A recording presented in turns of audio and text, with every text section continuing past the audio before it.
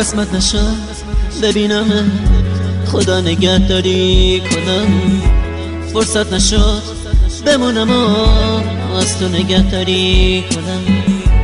گفتم اگه ببینم دل کندنم سخته برام، اگه یه وقت بگی نرو رفتن پر از درد برام. گفتم صدا تو نشنوم، ندیدم از پیش دارم، پشت سرم زاری نکن، چی کار کنم مسافرم. من میرم ولی باز تو بدون همیشه یاد تو از خاطر من فراموش نمیشه.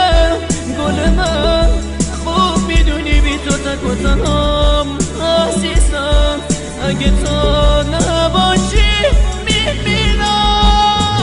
من میرم ولی باز تو بدون همیشه یاد تو از خاطر من فراموش نمیشه.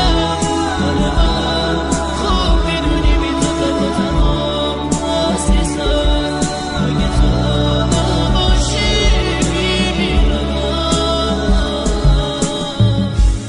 نامه رو تو تنش بخون، گریه نکن طاقت بیاد، نامه رو خط خطی نکن، دو جمله رو هم دوام بیاد.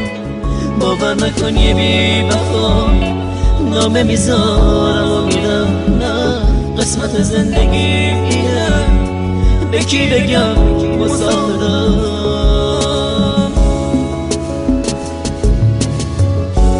سهم من از تو دوریه، تو لحظه های بی کسی قشنگیه، قسمت ماست که ما به هم نمیرسیم. من میرم ولی باز تو بدون همیشه یاد تو از خاطر من فراموش نمیشه. گل من خوب میدونی بی تو تک و تنهام عزیزم، اگه تو نباشی میمیرم. میرم ولی باز تو بدون همیشه یاد تو از خاطر من فراموش نمیشه. گل من خوب میدونی بی تو تک و تنهام عزیزم، اگه تو نباشی میمیرم. همیشه زنده میمونم با یاد تو ترانه ها، منو ببخش اگه با عشقم چکی تو نامه ها،